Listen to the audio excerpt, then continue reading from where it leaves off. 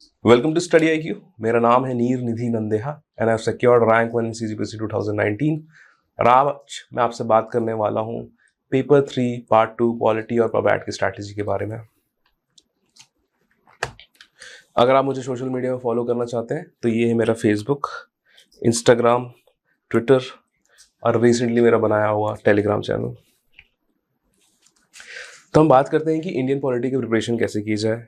देखिए, जो भी प्रिपरेशन होती है उसमें मेरे कुछ बेसिक कंपोनेंट्स होते हैं जो कि पिछले वीडियोस में मैं आपको बता चुके हैं। एक बार मैं आपको और बता देता हूँ कि क्या क्या बेसिक कंपोनेंट्स है जो मैं फॉलो करता हूँ while telling you the strategy of a particular subject. सबसे पहले हम लोग देखेंगे उस पर्टिकुलर सब्जेक्ट का सिलेबस। उसके बाद हम लोग देखेंगे कि पास्ट ईयर क्वेश्चंस का क्या नेचर रहा है। उसके बाद हम देखेंगे कि सिलेबस के कीवर्ड्स पे कहाँ कहाँ फोकस करना है। उसके बाद आपको मैं दिखाऊंगा अपने बनाए हुए नोट्स कि मैंने वहाँ से शॉर्ट नोट्स कैसे बनाए हैं जो कि बहुत कंसाइज है और जिनको एग्जाम के एक दिन पहले रिवाइज करने में रिलेटिवली ईज होता है compare to directly studying from book. उसके बाद आपको दिखाऊंगा अपने मॉक टेस्ट के कुछ answer copies and finally 2019 mains का जो पॉलिटी और पबैट वाला पार्ट है वो आपको सॉल्व करके दिखाऊंगा या फिर जनरल स्ट्रक्चर बता दूंगा कि किस टाइप से वहाँ पे आंसर लिखने से आपको मैक्सिमम स्कोर हो सकता है। एक पर्टिकुलर सिस्टम मैंने बना लिया था प्रिपरेशन के दौरान कि मुझे एक बेसिक चेकलिस्ट बना ली थी मैंने कि कैसे अप्रोच करना है एक पर्टिकुलर सब्जेक्ट को। तो वंस अगेन मैं आपको बता दूं, सबसे पहले हम सिलेबस देखेंगे, फिर उसके बेसिस का पास्ट ईयर क्वेश्चन देखेंगे, फिर सिलेबस के कौन से कीवर्ड्स इसमें फोकस करना जरूरी है वो देखेंगे। इनके बाद उन फोकस एरिया से नोट्स कैसे बनाएंगे, मॉक टेस्ट में कैसे प्रैक्टिस करनी है, उसमें क्या सीखना है और इम्प्रूवमेंट करना है, और उसके बाद 2019 मेंस में फाइनली मैंने क्या क्या इंप्लीमेंट किया अपने आंसर्स में, तो मोर और लेस मैं आपको बताऊंगा। चलिए बात करते हैं सिलेबस की। तो ये सिलेबस है part 2 constitution and public administration का। यहाँ से लेके लगभग यहाँ तक ये पॉलिटी का पार्ट है एंड इसके बाद का जो पार्ट है ये बेसिकली पबैट का पार्ट है, लेकिन यहाँ से लोकपाल एंड लोक आयुक्त वाले पार्ट से लेके लास्ट तक ये भी लगभग मैं उसको पॉलिटी का ही पोर्शन मानते आया हूँ। तो इसका मतलब ये है कि पॉलिटी और पबैट के बीच में कुछ हार्ड सेपरेशन नहीं है। टोटली ये लोग 50 मार्क्स का पूछा जाता है इन्हें, जिसमें यूजुअली 25 मार्क्स पॉलिटी को अलॉटेड होते हैं और 25 मार्क्स पबैट को अलॉटेड होते हैं। लेकिन जस्ट बिकॉज ये लास्ट वाला जो पार्ट है ये मोर और लेस पॉलिटी का ही पार्ट हो जाता है, तो 35 आउट ऑफ 50 क्वेश्चन पॉलिटी से आते हैं एंड पबैट से यूजुअली 15 मार्क्स के क्वेश्चन आते हैं। लेकिन जो 10 मार्क्स का जो मैक्सिमम क्वेश्चन पूछा जाता है उसमें ऑप्शन होता है या तो एक क्वेश्चन पॉलिटी से होगा या तो एक हार्डकोर पबैट का सब्जेक्ट होगा। ये वाला जो पार्ट पर्टिकुलर पार्ट है सिलेबस का ये इंडियन हिस्ट्री की तरह ही बहुत ज्यादा वास्ट है, लेकिन मेंस में जिसको अलॉटेड है वेटेज वो 50 मार्क्स का ही है। लेकिन प्रीलिम्स पॉइंट ऑफ व्यू से, one day examination point of view से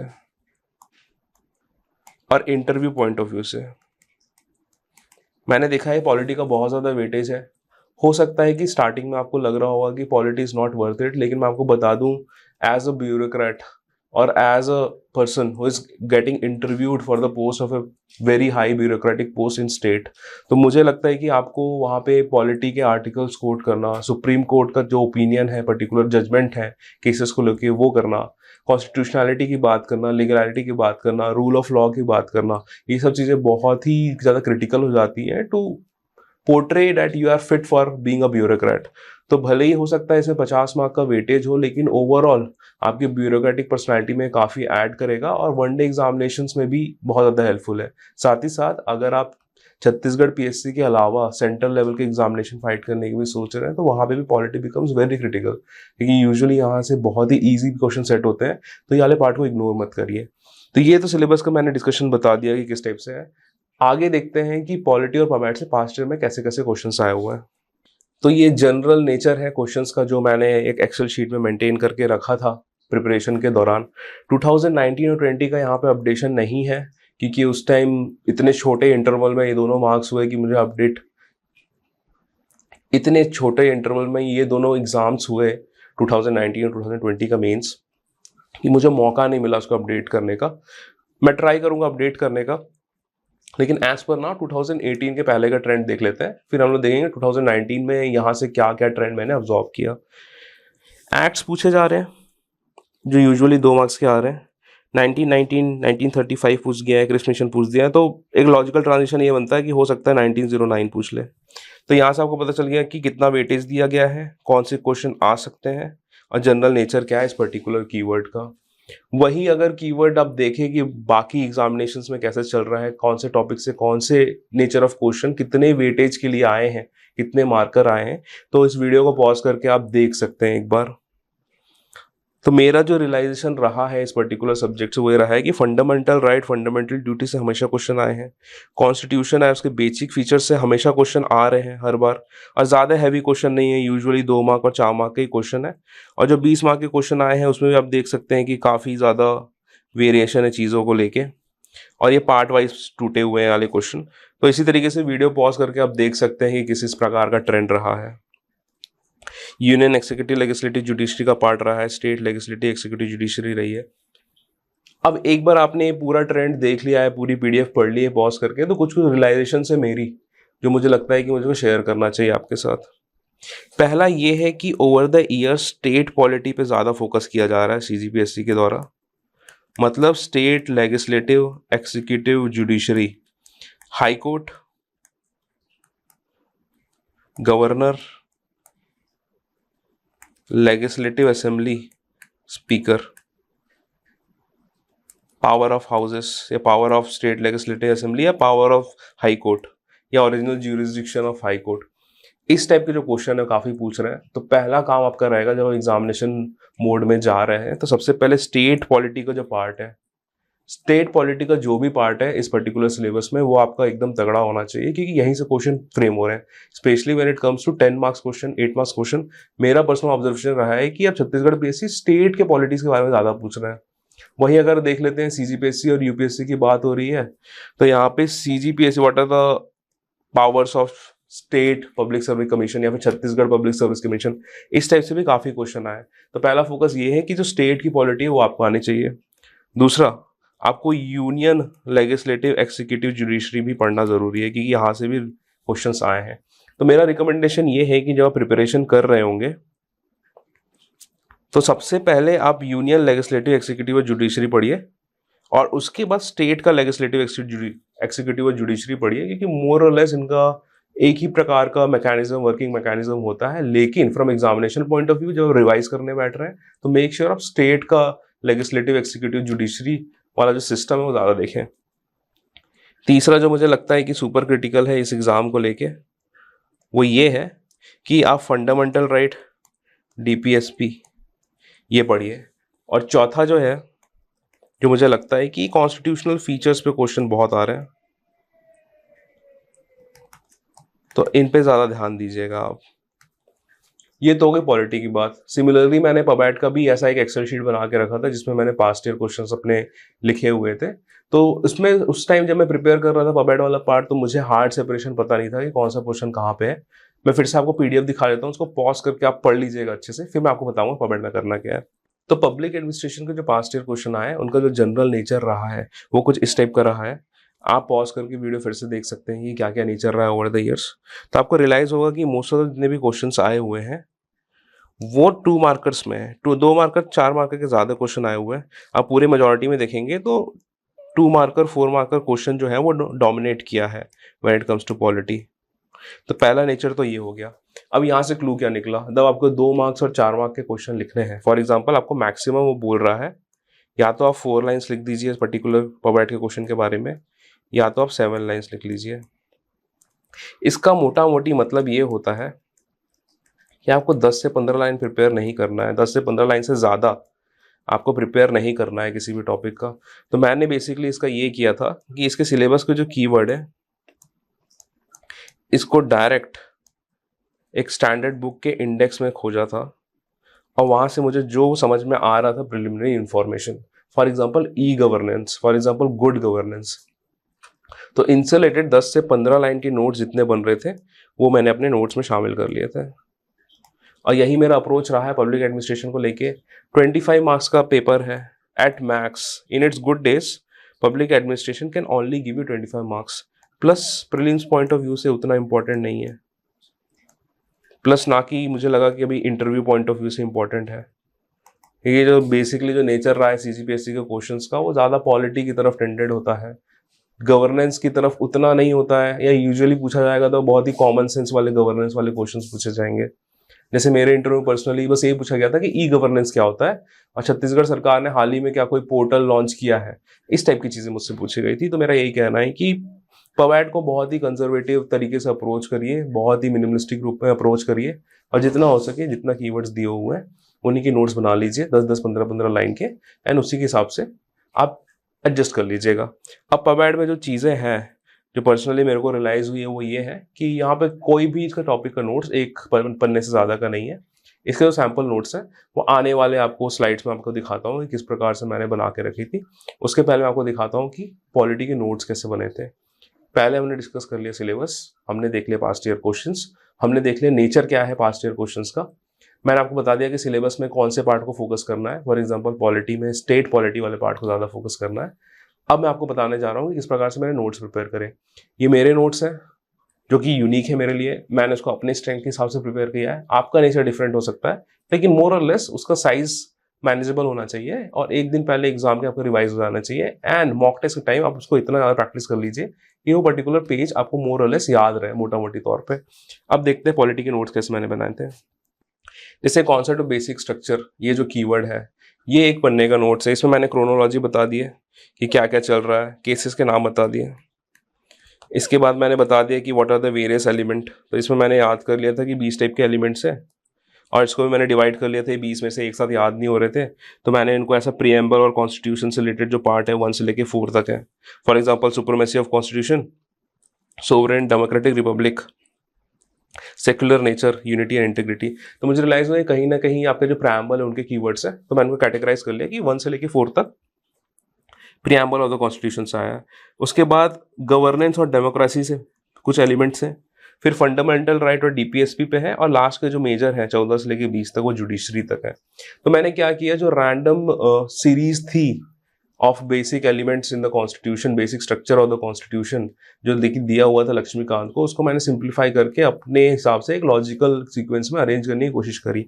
फॉर एग्जाम्पल यहाँ पे 14 से लेके 20 तक, ये पेंसिल से लिखा हुआ है थोड़ा फेड हो गया, तो ये जुडिशरी के एलिमेंट्स हैं। तो अगर 14 से लेके 18 देखेंगे आप, तो जुडिशियल इंडिपेंडेंस की बात हो रही है, जुडिशियल रिव्यू की बात हो रही है, separation of power between legislative executive judiciary की बात हो रही है, access to justice, limited power of parliament, power of high courts, power of supreme court, ये हो गया है।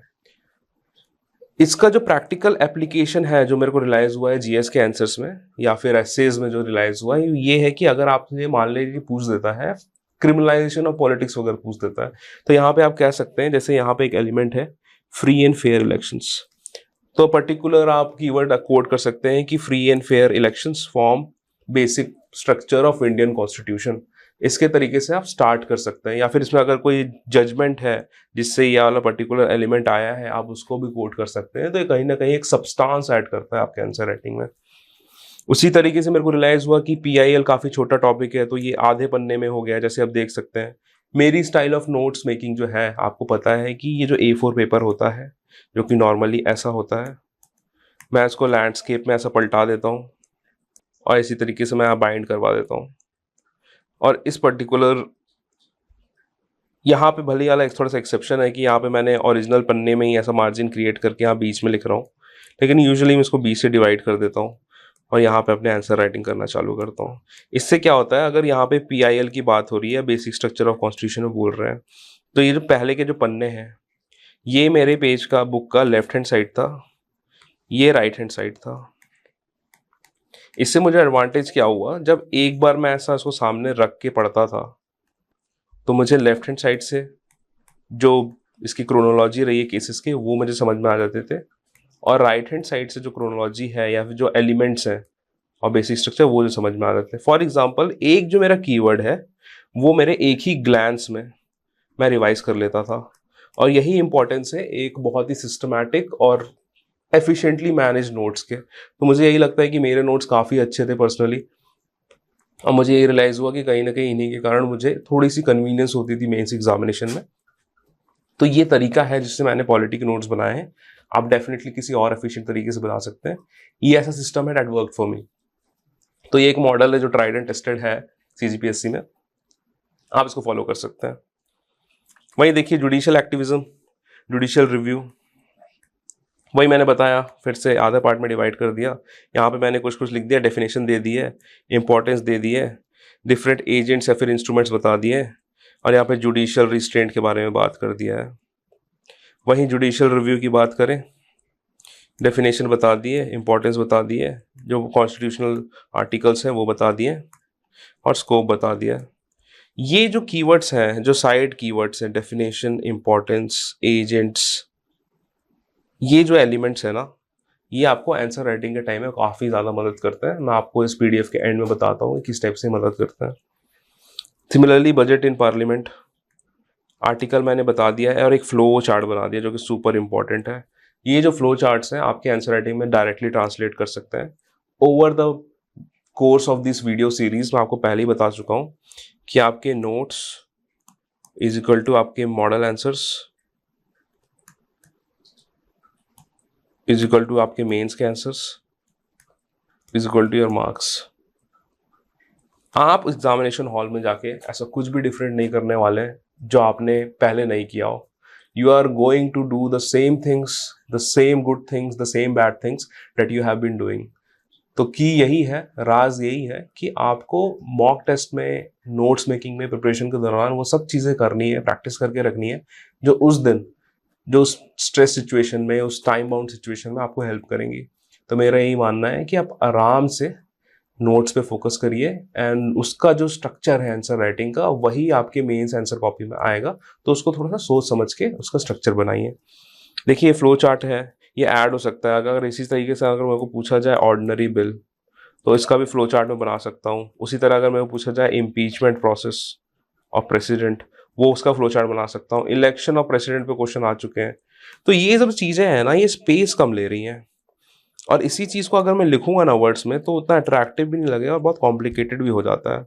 फॉर एग्जाम्पल अगर मैंने यहाँ पे कुछ ऐड कर दिया, स्टेप 1, स्टेप 2, स्टेप 3, तो ये कितना ज़्यादा क्लियर हो जाता है एग्जामिनर के लिए कि पर्टिकुलर जो कैंडिडेट है जिसकी कॉपी है, it is a very neat copy, उसने लॉजिकली अरेंज करके रखा है, and even a student of class 10th can easily understand from his answer what is being asked, and he has justified each and every part of the question। तो मुझे लगता है ये जो चीज़ें हैं, ये बहुत ही छोटी छोटी चीज़ें हैं। जैसे शक्तिमान कहता है छोटी छोटी मगर मोटी बातें, तो ये वही है, छोटी छोटी मगर बहुत important elements of scoring better marks in mains compare to the other competition. Centre state relation को मैंने बना दिया है। देखिए जो फ्लो चार्ट मैंने जो एरो डायग्राम निकाले हैं, यही मैं अपने मेंस में भी यूज़ करता था। Once again side headings ready हैं, distribution of executive powers, obligation of ये, mutual delegation. Side headings ready है, कंटेंट रेडी है, 1 लाइन 1 पॉइंट वाली अप्रोच है ना। तो ये बहुत इजी हो जाता है क्रंच टाइम में रिवाइज करने के लिए, एंड यही जो है आपका मॉडल आंसर बनेगा बाद में जाके। ये चीज़ें मैंने दिखा दी। सिमिलरली पब्लिक एडमिनिस्ट्रेशन का 1 टॉपिक 1 पेज बनाया हुआ है मैंने, वो PDF में रोल करते जाता हूँ। अगर आपको कहीं लगेगा तो आप पॉज करके उसको पूरा पढ़ लीजिएगा। एडमिनिस्ट्रेटिव स्ट्रक्चर ऑफ छत्तीसगढ़, अब देखिए कीवर्ड दिया एडमिनिस्ट्रेटिव स्ट्रक्चर ऑफ छत्तीसगढ़, अब उसको मैं अलग अलग सब हेडिंग्स में तोड़ के ज़्यादा नंबर खींच सकता हूँ, जस्ट इन केस अगर ये 10 मार्क का आ गया। सबसे पहले इसमें मैं बताऊंगा जनरल एडमिनिस्ट्रेशन, उसके बाद मैं आपको बताऊंगा जुडिशियल एडमिनिस्ट्रेशन, फिर यहाँ पे मैंने दिखा हुआ है रेवेन्यू एडमिनिस्ट्रेशन, और यहाँ पे दिया हुआ है पुलिस एडमिनिस्ट्रेशन। तो जो एडमिनिस्ट्रेटिव स्ट्रक्चर है, इसको मैंने 4 पार्ट में डिवाइड कर लिया है। और फिर से वही एरो डायग्राम, ये जो एलिमेंट्स आपको बता रहा हूँ ना, एरो डायग्राम, स्टार्ट कॉपिंग, इसको सबकॉन्शियसली आप ऑब्जॉर्व करते जाइए and try to use in mock test. General administration, judicial administration, revenue administration, police administration, या फिर इसका जो ऑल्टरनेटिव हो सकता है,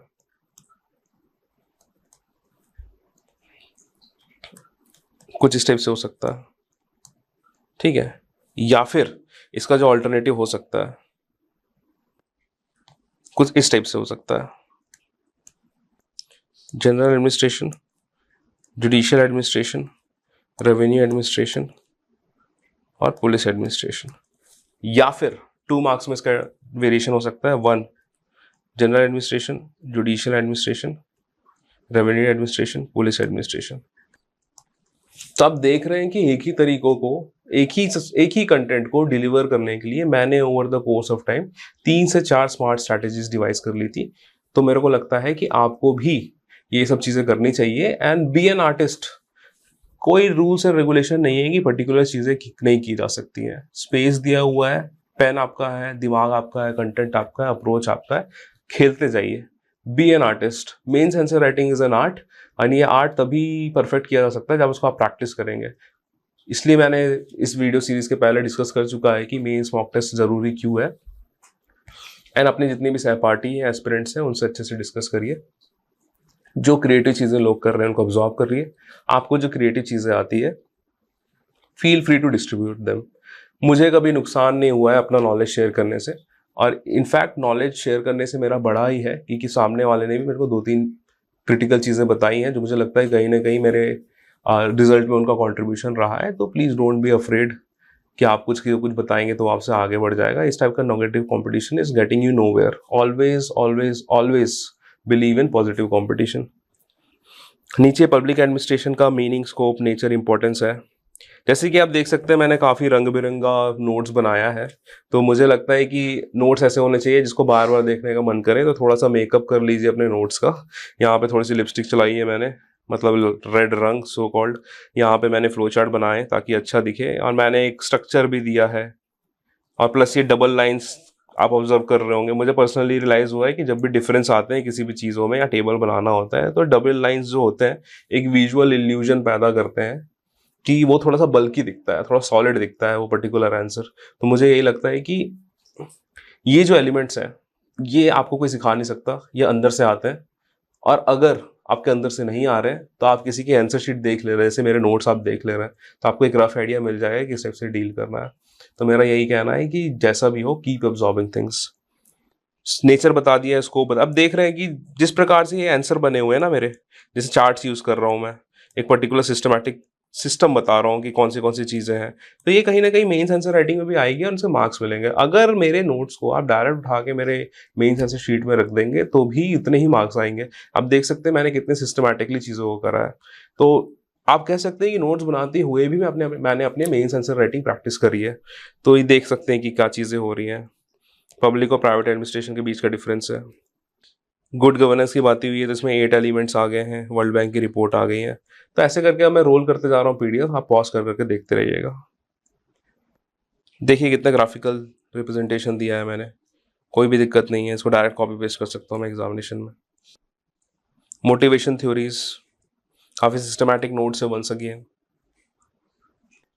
2 फैक्टर थ्योरी बता के रखा है मैंने। स्टेट वर्सेस मार्केट डिबेट में बात हुई है। प्रोज और कॉन्स बताया है स्टेट सिस्टम का। एक बहुत अच्छा कंक्लूजन दिया है, वर्ल्ड बैंक रिपोर्ट दी है। तो जो बेसिक एलिमेंट्स होते हैं आंसर राइटिंग के, जो मैं आपको बताना चाहता हूँ, specially when it comes to polity and pub ad. तो पॉलिटी में मेरे को रियलाइज हुआ है कि आपको सबसे पहले तो आर्टिकल नंबर डालना है पर्टिकुलर चीज़ों का। दूसरा, आपको सब हेडिंग देनी है। तीसरा, कमिटी, सुप्रीम कोर्ट जजमेंट या ओपिनियन ऑफ सम स्कॉलर या रिटायर्ड चीफ जस्टिस जो है उनको कोट करना है। करंट अफेयर ऐड करना है। फॉर एग्जाम्पल रिसेंटली अगर आर्टिकल 21 के बारे में बोल रहा है तो बोल सकते हैं कि recently right to privacy was included as a fundamental right under article 21 of Indian constitution. तो इस टाइप की जो चीज़ें हैं, अगर वो बोलता है कि explain article 21, explain right to life and personal liberty, इस टाइप का क्वेश्चन आता है तो उसमें आप स्टार्ट कर सकते हैं राइट टू प्राइवेसी से। और अगर उसका आप वो भी आप अगर उसका आपको जजमेंट भी मालूम था, बोल सकते हैं कि पुट्टास्वामी केस में ये किया गया है। ठीक है। उसके बाद आपको फ्लो चार्ट ऐड करना है जहाँ हो सके पॉलिटी क्वेश्चन में। थोड़ा सा लॉजिकल चीज़ें करनी है जो आपको आगे बताऊंगा। और जहाँ तक हो सके अगर आप उसको ग्राफ के थ्रू या फिर एक वंस अगेन फ्लो चार्ट के थ्रू कोई कॉन्सेप्ट एक्सप्लेन कर सकते हैं तो please don't be afraid, space manage कर लीजिए और वो हो जाएगा। नेक्स्ट मैं आपको बताता हूँ, अपने मॉडल आंसर्स दिखाता हूँ जो मैंने मार्च के बाद लिखे थे। हम्म। ये जो पर्टिकुलर मॉडल आंसर्स हैं, मैं आपको कुछ चीज़ बताना चाहता हूँ।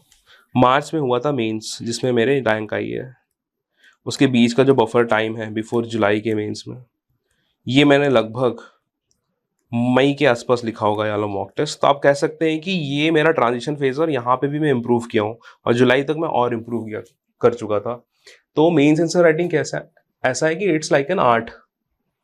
और ये जो आर्ट है ना, इसका इंटरप्रिटेशन आप जैसे जैसे आप बढ़ते जाते हो आप अलग अलग टाइप से करते हो।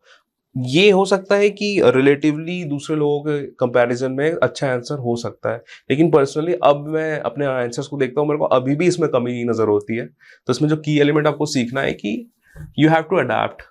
जैसे जैसे आपकी सब्जेक्ट की अंडरस्टैंडिंग बढ़ती है, आपको समझ में आता है कि मेंस आंसर राइटिंग में क्या सिस्टम आपने बनाया हुआ है, क्या चीज़ें हो सकती हैं, आपका दिमाग उसी डायरेक्शन में काम करने लगता है कि आपको आंसर राइटिंग कैसे करनी है, पर्टिकुलर आंसर्स में और क्या चीज़ें दे सकता था, दूसरे ने ऐसा क्या दे दिया जो उनको ज़्यादा नंबर मिल गया। तो मुझे पर्सनली यही लग रहा है कि अभी मैं इस आंसर को देखूंगा ना, तो मैं आपको बताऊंगा कि क्या क्या चीज़ें इसमें ऐड हो सकती थी जो उस टाइम मैंने नहीं करी।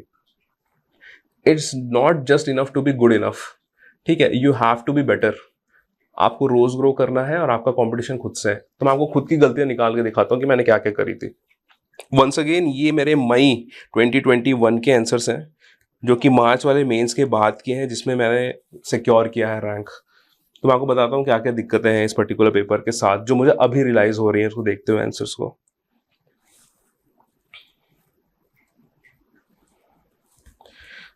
जैसे इसमें बोल रहा है कि राइट टू कॉन्स्टिट्यूशनल रेमेडीज, ठीक है, right on right to constitutional remedies. इसमें मैंने आर्टिकल नंबर दे दिया विच इज गुड, ओपिनियन दे दिया डॉक्टर अंबेडकर का, it is called soul of constitution, it is good, it helps in meaningful realisation fundamental right rights in case of. अब मुझे लगता है कि यार जो पार्ट है ना उसमें कुछ बेटर हो सकता था। इसमें मेरे को ये बताना था कि इसमें रेट्स बताने थे जो इसके अंदर इशू हो सकते थे सब हेडिंग देके, और प्लस मेरे को इसका लिमिटेशन भी बताना था article right to constitutional remedy का। इसमें मैं ये बता सकता था कि आर्टिकल 359 के under it can be suspended, या फिर enforcement of fundamental right could be suspended under article 359। तो मुझे लगता है कि तीसरे लाइन में रिट्स आना चाहिए था और चौथे लाइन में इसका लिमिटेशन आना चाहिए था। कभी भी आप आंसर्स लिख रहे हैं तो दो चीज़ों का ध्यान रखिएगा, एक तो वो मल्टी डायमेंशनल होना चाहिए in terms of its content, और इसकी जो फ्लिप साइड्स हैं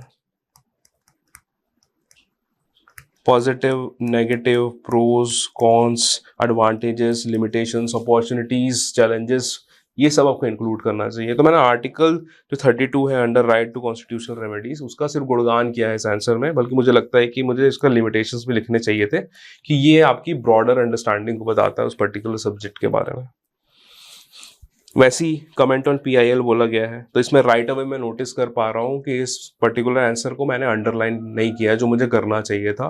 ठीक है, अंडरलाइन करने पहले मुझे लगता था कि अंडरलाइन करने से कोई डिफरेंस नहीं आता है कि कंटेंट तो वही है 2 मार्क के क्वेश्चन में, लेकिन ओवर द ईयर्स मेरे को रियलाइज हुआ है कि अगर आप अंडरलाइन करते हैं तो जो प्रोफेसर है जो आपके पहले 60 कॉपी चेक कर चुका है and you are 61st copy, तो मुझे लगता है कहीं ना कहीं ये हेल्प करता है उसको, उसके एक मेंटल बैरियर हटता है कि to find each and every keyword and visibility of the content, या तो कीवर्ड्स बढ़ जाती है अंडरलाइन करने पे। तो यहाँ पे मैंने अंडरलाइन नहीं किया है जो मुझे लगता था करना चाहिए था मुझे।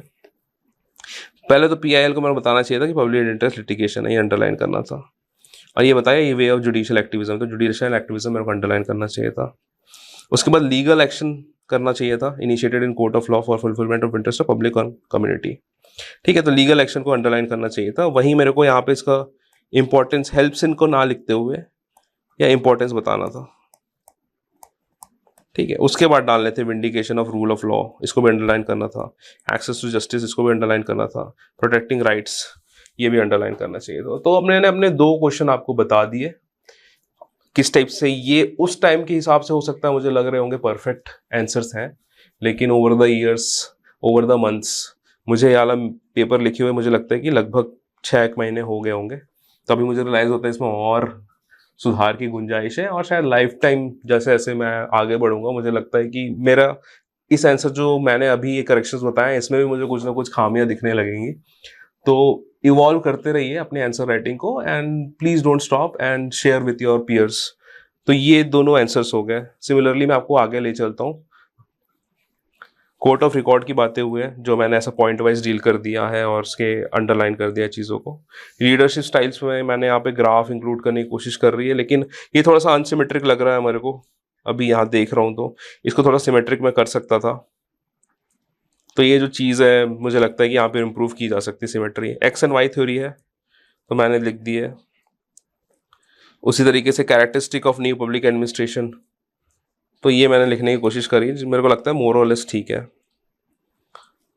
Y is coordinating organisation administration important, चाहे वही पूछना चाह रहे हैं। हिंदी इंग्लिश डबिंग की थोड़ी मिस्टेक है यहाँ पे, तो यहाँ पे मैंने कीवर्ड्स को कर दिया है। और यहाँ जैसे यहाँ पे देख सकते हैं, जो पिछले कुछ वीडियोस हमने बताया है, मैंने वही वाली अप्रोच फॉलो करी है। 1 2 4 5 6 वो रफली यहाँ पे फॉलो करने की कोशिश करी। ये तो एक लाइन में आ गया है, लेकिन in the middle of line यहाँ पे थोड़ा सा कंजेशन हो गया है, तो मुझे लगता है ये थोड़ा सा इंप्रूव कर लेना चाहिए था मुझे।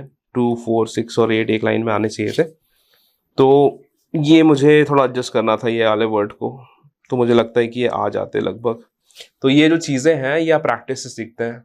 फॉर एग्जाम्पल 1 लाइन 1 पॉइंट के साथ दिक्कत क्या होती है, जो कन्वेंशनली जो पैराग्राफ राइटर रहे हैं उनके लिए, कि वो जब 1 लाइन 1 पॉइंट करने की कोशिश करते हैं तो यूजुअली क्या होता है, वो यहाँ से लिखना चालू करते हैं और यहाँ पे दूसरा पॉइंट स्टार्ट होता है, फिर ऐसा चालू करते हैं, फिर यहाँ पे तीसरा स्टार्ट होता है, फिर करते हैं, फिर चौथा स्टार्ट करते हैं। जहाँ तक मैंने मॉडल आंसर देखी है 2016-17 के टॉपर्स के, उनका अप्रोच ये रहता था। तो मुझे ये पता था कि एग्जामिनेशन इवॉल्व हो रही है तो मुझे भी इवॉल्व होना पड़ेगा। तो इसके लिए जो बेटर जो अप्रोच था, जो मुझे लगा ओवर द प्रैक्टिस मैंने डिज़ाइन किया या इवॉल्व किया, वो ये है कि मैं वही चीज़ लिखने लग गया, लेकिन मेरे को एक सेंस आ गया चीज़ों का। अब मैं पहला पॉइंट यहाँ से स्टार्ट करता था, यहाँ पे एंड कर देता था। दूसरा यहाँ से स्टार्ट करता था, यहाँ पे एंड कर देता था। तीसरा यहाँ से स्टार्ट करता था, फिर एंड कर देता था। तो एक मसल डेवलप हो गया था कि how to describe your answers in 8 words, क्योंकि इंग्लिश मीडियम के हिसाब से मेरे जो वर्ड्स आते थे इस पर्टिकुलर लाइन में, वो 8 ही वर्ड आ पाते थे, जो कि मैंने दोनों मेंस में फॉलो किया है। लेकिन मुझे अभी भी लगता है कि वो ठीक ठाक है, एंड वही रीज़न है कि मेरा 15 से 20 मिनट हमेशा मेंस एग्जामिनेशन पहले ख़त्म हो जाया करता था। अब ये जो मैंने इवॉल्व किया, इसका सेकंड एक और इवोल्यूशन आया। पहला जो स्टेज था मैं आपको बताया कि किस टाइप से इधर उधर नंबर आते थे हर लाइन में, ठीक है। उसका मैंने बताया किस तरीके से इस टाइप से आने लगे नंबर मेरे। अब मैं आपको एक और बताऊंगा जो फाइनल चीज़ है, जो मैंने अभी रियलाइज़ करी है, कि आप इसको ऐसा भी कर सकते हैं। इससे क्या होगा कि इतना आपका वर्ड्स बच गए, यहाँ पे लगभग आपने 3 वर्ड्स बचा लिए हैं लिखने से, तो मुझे लगता है कहीं ना कहीं ये भी हेल्प करेगा। तो ये जो चीज़ें हैं छोटी छोटी चीज़ें हैं, लेकिन सिमेट्री इतनी इंपॉर्टेंट हो जाती है प्रेजेंटेशन में कि एक नीट एंड क्लीन लुक आना चाहिए आपके मेंस पेपर में, और these are very critical elements for it. वहीं आगे देखते हैं। अब प्रोविजन पूछा है रेगुलेटिंग एक्ट का, तो अब मैं आपको बताऊंगा कि चलो ठीक है, सिमेट्री तो आ गई, अब अंडरलाइन में सिमेट्री कैसे आ सकती है। कन्वेंशनली आपका ऐसा होना चाहिए कि ये पर्टिकुलर क्वेश्चन है, तो यहाँ पे आपके 1 2 3 4 तो ऐसे आने ही चाहिए एक लाइन में, लेकिन जो कीवर्ड आपको अंडरलाइन करना है वो भी आपके पहले लाइन में आना चाहिए। इससे काफ़ी नीट अपीयरेंस आता है, जो मेरा एक्सपीरियंस रहा है। तो मैं आपको बताऊंगा कि ये जो पर्टिकुलर नीटनेस है या स्ट्रैटेजी है नीटनेस की, उसको कैसे इस क्वेश्चन में इंप्लीमेंट किया जा सकता था, जो मैंने उस टाइम पे नहीं किया। फॉर एग्जाम्पल इसमें प्रोविजन पूछा है कि supreme court, establishment of supreme court in Kolkata, तो सुप्रीम कोर्ट को मेरे को पहले लाना चाहिए था, और इस पर्टिकुलर सेंटेंस को ऐसे रिफ्रेम करना था, Supreme Court to be established in Kolkata, तो सुप्रीम कोर्ट पहले आ गया। अब दूसरा ये आ रहा था कि गवर्नर जनरल ऑफ बंगाल, तो मुझे ऐसा करना था कि गवर्नर जनरल को यहाँ से आना था और ये लिखना चाहिए था कि Governor General made Governor General of Bengal. इससे ये जो अंडरलाइन है ये भी लेफ्ट में आ जाता है यहाँ पे। फिर यार दिखना था कि viceroy of Madras Bombay presidency made subordinate, तो इसको मेरे को ऐसा रिफ्रेम करना चाहिए था, subordination of viceroys of Bombay Madras presidencies. तो ऐसे क्या हो गया, सुप्रीम कोर्ट पहले लाइन में आ गया, गवर्नर जनरल पहले लाइन में आ गया, पहले वर्ड में आ गया उस लाइन के, उसके बाद सबॉर्डिनेशन ये आ गया। तो ये इस तरीके से अंडरलाइन होते हुए अगर ये आंसर बनता ना तो ज़्यादा बेहतर लगता। मतलब इस वर्जन को भी बीट करने के लिए एक टैक्टिक है मेरे पास अब, जब मैं देखता हूँ इस पर्टिकुलर आंसर को। सिमिलरली मैं अब रोल कर देता हूँ अपने जितने भी आंसर्स हैं और आपको बता देता हूँ कि किस टाइप से मैंने आंसर लिखा था। तो मोर और लेस आप इसको पॉज करके या फिर वीडियो का थोड़ा स्पीड स्लो करके आप देख सकते हैं मैंने कैसे कैसे लिखा है।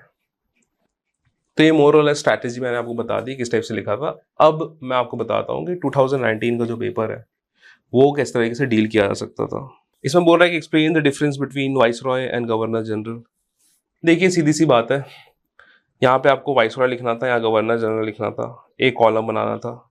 ये लिखने था वाइसरॉय को, ये लिख सकते थे कि पोस्ट 1858 की पोस्ट है, ये प्री 1857 पोस्ट की पोस्ट है, ये ऑर्डिनेंस इशू कर सकता था, ये नहीं कर सकता था।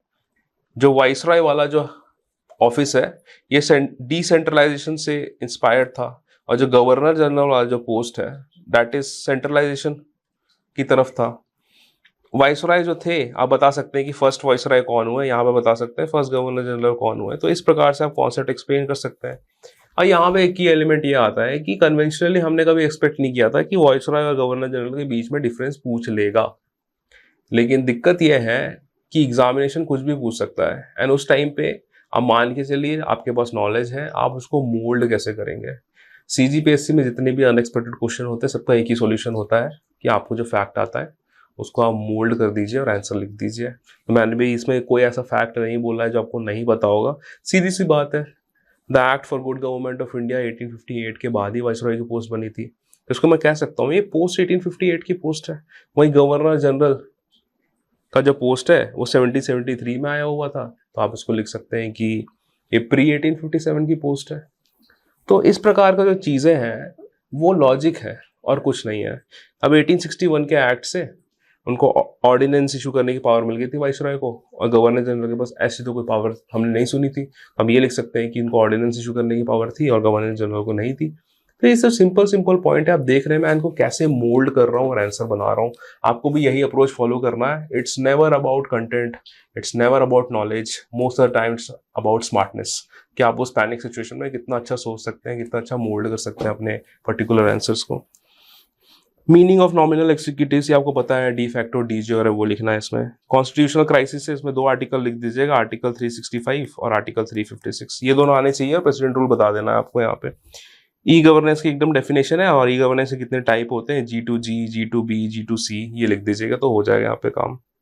टू फीचर्स ऑफ थर्ड मिनोब्रो कॉन्फ्रेंस। अब देखिए कन्वेंशनली मेरे नोट्स में तो दो मिनोब्रो कॉन्फ्रेंस थे, 1968 के और 1988 के। तो मुझे ये रियलाइज हुआ कि अगर थर्ड मिनोब्रो कॉन्फ्रेंस हुआ है और पब्लिक एडमिनिस्ट्रेशन की बात चल रही है तो आईसीटी की तो बात होगी कि इंफॉर्मेशन एंड कम्युनिकेशन टेक्नोलॉजी को आप कैसे गवर्नेंस में यूज करेंगे। तो ये एक इंटेलिजेंट गेस वर्क मैं आपको बता रहा हूँ। यहाँ पे मैंने गेस कर लिया कि आईसीटी का यूज हो सकता है, इसके बारे में तो हो ही नहीं सकता कि थर्ड मिनोब्रो कॉन्फ्रेंस होगी और उसमें आईसीटी का एप्लीकेशन गवर्नेंस में बात नहीं होगी। तो ये मैंने कर लिया। उसके बाद मैंने इसमें ये लिख दिया कि अब सस्टेनेबल जो गवर्नेंस है उस पर भी बात हुई है कि इन्वायरमेंट काफ़ी सस्टेनेबल डेवलपमेंट वाला जो आइडिया है वो 1990 का कॉन्सेप्ट है, और पहला मिनोब्रो कॉन्फ्रेंस हुआ था 1968 में, दूसरा हुआ था 1988 में। अब ये 20 साल में हो रहे हैं तो नेक्स्ट वाला तो कम से कम 10 साल बाद हुआ ही होगा शायद, ये मेरा लॉजिक था उस टाइम पे। तो मैंने समझ लिया कि चलिए 2000 में भी अगर ये चीज़ हुई होगी तो सस्टेनेबल डेवलपमेंट में तो बात हुई ही होगी, या फिर इंटरडिसिप्लिनरी जो इंटरैक्शन है public administration with other discipline वो हुई होगी। तो ये जो लॉजिकल पॉइंट्स थे वो मैंने डाल दिया कि भाई आईसीटी पे बात कर लो और जो इंटरडिसिप्लिनरी जो कुछ भी चीज़ हो गई या फिर सस्टेनेबल डेवलपमेंट इनको डाल दो। तो ये जो लॉजिकल पॉइंट्स हैं और मोर और लेस मेरे को 1-1.5 नंबर मिल गए होंगे इस क्वेश्चन में। वंस अगेन आप देख सकते हैं कंटेंट नहीं था, पता नहीं था कि क्या होगा, बस एक सिंपल सा लॉजिक था कि 1968 में पहला हुआ था, 1988 दूसरा हुआ था, तीसरा बहुत चांसेस है 21st सेंचुरी में हुआ होगा, और 21st सेंचुरी में आईसीटी का बोलबाला रहा ही है, और ऊपर से सस्टेनेबल डेवलपमेंट एनवायरमेंट पे बात हुई होगी। तो मैंने ये देख लिया था कि तो इन दोनों को मैंने लॉजिकली वहाँ प्लेस कर दिया था, मोर और लेस ही सही आंसर्स हैं। अब बात करते हैं 4 मार्कर क्वेश्चन में। फंक्शन ऑफ अटॉर्नी जनरल, ठीक है, तो इसमें कुछ नहीं, आपको आर्टिकल नंबर जानना है अटॉर्नी जनरल का 165 जो भी होगा, और इसके जो सीधे सीधे इसके फंक्शंस दिए हुए हैं, कुछ कुछ फंक्शन लक्ष्मीकांत में, वो कॉपी पेस्ट कर देना यहाँ पे। पार्लियामेंट्री कंट्रोल ओवर एडमिनिस्ट्रेशन, अब इसमें बोल रहा है डिस्क्राइब द पार्लियामेंट्री कंट्रोल। अब देखिए साइड हैंड से कैसे यूज होगा। ठीक है, सबसे आपको बताओगे मीनिंग, बताओगे कि क्या है इनका मतलब। उसका आप बताओगे एलिमेंट्स या टूल्स या इंस्ट्रूमेंट्स जिससे कंट्रोल करती हैं। उसका आप बताओगे लिमिटेशंस। ठीक है, 7 लाइंस दी हुई है मेरे हिसाब से, उसमें मोर देन इनफ है। लिमिटेशन बता दो 2-3 लाइन में, 2 लाइन में भी अगर लिमिटेशन बताओगे ना 1 2 3 4 करके, और टूल्स बता दूंगा ना, यहाँ पे ज़्यादा टूल्स आएंगे, यहाँ पे लगभग 10 टूल्स हैं, जितने भी मोशंस होते हैं वो सब है इसमें, तो वो इसमें आप बता दीजिए तो हो जाएगा। तो यहाँ से आप बता सकते हैं जो भी चीज़ें हैं। अब देखिए what are the new dimension in public administration. अब मैं आपको बताऊंगा करंट अफेयर पढ़ना नेसेसरी क्यों होता है। अब ये बोल रहा है what are the new dimensions in public administration. इसके नोट्स मैंने ढूंढने की कोशिश करे थे लेकिन मुझे मिल नहीं रहे थे पॉपुलर बुक्स में। ये कीवर्ड मेरा कवर किया गया नहीं है लेकिन सिलेबस में ये कीवर्ड दिया हुआ है, तब मैंने वहां पे कैसे मैनेज करना है। तब मुझे किक इन किया कि बजट में 21 और 2022 के बजट में 6 पिलर दिए हुए थे, उसमें से एक पिलर था मैक्सिमम गवर्नेंस और मिनिमम गवर्नमेंट। और बहुत सालों से प्रधानमंत्री मोदी जी का भी कहना है कि मैक्सिमम गवर्नमेंट और मिनिमम गवर्नेंस, ये जो है टर्म, जो कैच फ्रेज है, ये काफ़ी ज़्यादा पॉपुलर किया गया है। तो मैंने इसको यही स्टार्ट कर दिया कि देखिए बजट के जो 6 बजट 2021-22 है, इनमें 6 पिलर दिए गए हैं। उसमें दूसरे पॉइंट में मैंने ये लिख दिया कि मिनिमम गवर्नमेंट मैक्सिमम गवर्नेंस ये किया गया है। उसके बाद पब्लिक एडमिनिस्ट्रेशन के जो भी न्यू डायमेंशन मेरे को समझ में आए सिलेबस के कीवर्ड को यूज करते हैं, मैंने यहाँ पे पुट कर दिया, तो मोरलेस वो जस्टिफाई हो गया। तो आप वंस अगेन देख सकते हैं किस तरीके से करंट अफेयर आपका सेफ्टी नेट की तरह काम कर सकता है, जहाँ पे आपको अगर कोई अननोन डायमेंशंस है तो वो ना आते हुए भी आप उसको ब्यूटीफुली स्टार्ट कर सकते हैं, जो कि आपको ओवरऑल एक अच्छा मार्क्स सिक्योर करने में काफ़ी मदद करेगा। अब देखिए इसमें बोल रहा है कि describe the power of judicial review. 8 marks का क्वेश्चन है, 15 लाइन्स है। मैं अपना जो कंटेंट है उसको हमेशा number of in terms of line interpret करता हूँ। फॉर एग्जाम्पल 2 4 8 10 15 मार्कर के क्वेश्चन है, तो इसमें लाइन कितनी होती है, 4 7 14 16 और 19 लगभग। तो जब भी कोई मार्कर ऑफ क्वेश्चन आता है तो मैं सबसे पहले देखता हूँ कि उसमें कितने लाइन्स दिए हुए हैं, उस लाइन के हिसाब से उसको मैं इमेजिन करता हूँ कितना दिया हुआ है, उसके हिसाब से मैं देखता हूँ कि यहाँ पे क्या चार्ट एडजस्ट हो पाएगा, क्या ग्राफ एडजस्ट हो पाएगा, क्या मैप एडजस्ट हो पाएगा, या सीजी का मैप एडजस्ट हो पाएगा। ठीक है, तो ये सब चीज़ें मैं सोचते रहता हूँ और उसके बाद मैं डिसाइड करता हूँ कि कौन से पॉइंट डालने हैं। उसके बाद देखता हूँ इसके हिसाब से मुझे कंटेंट आता है क्या, अगर नहीं आता है तो क्या मैं फ्लो चार्ट यूज़ करके कंपनसेट कर सकता हूँ, या मैं लॉजिकल फ्लो डायग्राम्स यूज़ करके कंपनसेट कर सकता हूँ। तो ये जो एलिमेंट्स है ना, ये आपके सेवियर्स हैं।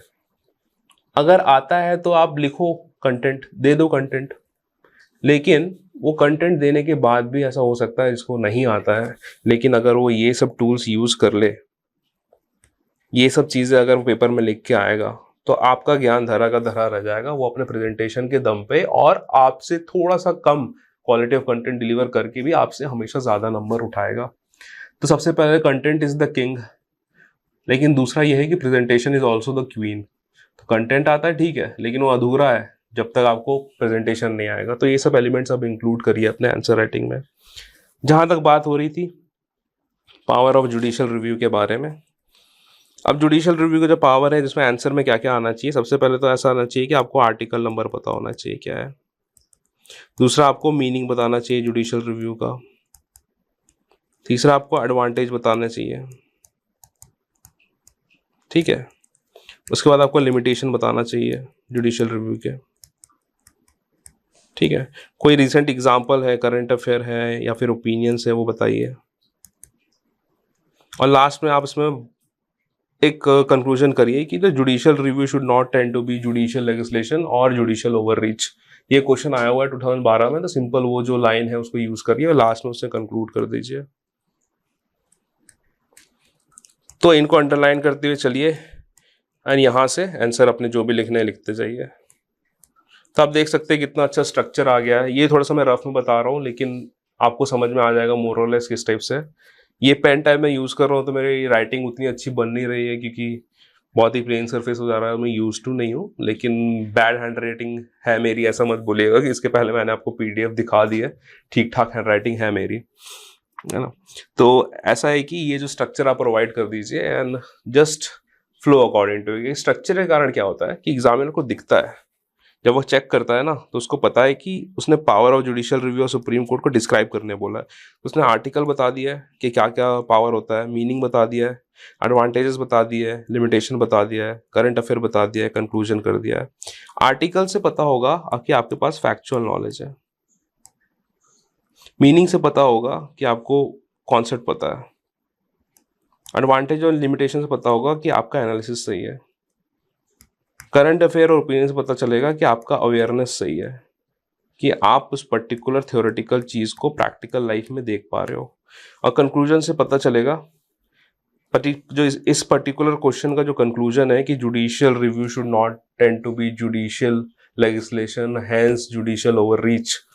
ठीक है, तो इससे कंक्लूजन से पता चलेगा कि आपकी जो लिटरेरी कमांड है, या इसको यूजुअली जार्गन्स बोलते हैं, ठीक है, इंग्लिश में, इस पर अच्छी कमांड है। तो अब आपने सब कुछ दिखा दिया कि देखो मेरे को सब कुछ आता है, फैक्ट में स्ट्रांग हूँ मैं, कॉन्सेप्ट मेरे तगड़े हैं, एनालिसिस कर लेता हूँ, न्यूज़पेपर भी पढ़ के आया हूँ, और बड़ी बड़ी बातें तो मैं कर ही लेता था। तो ये सब एलिमेंट्स आपने उनको दिखा दिया है अपने पेपर में, और now you will get pretty decent score. 8 mark का है तो मुझे लगता है एटलीस्ट 6 से 6.5 तो आपको मिल जाएंगे, क्योंकि पीएससी की भी इज्जत रखनी है, इतना हाथ खोल के नंबर नहीं देंगे आपको कि आपको 8 में 8 मिलेंगे। 6 से 6.5 बहुत अच्छा है, और आपने बहुत अच्छा लिख दिया, तो मुझे लगता है एटलीस्ट 7 आउट ऑफ 8 नंबर तो मिल जाएंगे इस पर्टिकुलर आंसर में। अब ये बोल रहा है कि explain the characteristics of Right to Information Act 2005। अब बात कैरेक्टरिस्टिक्स पे हुई है,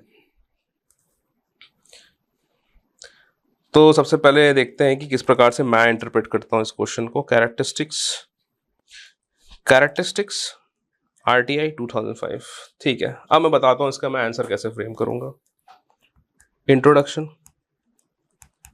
ठीक है, aim of the particular act, इसमें जो प्रोविजन दिए हुए हैं वो, लिमिटेशंस, एडवांटेजेस बताएंगे इस एक्ट को लाने का क्या क्या हुआ है,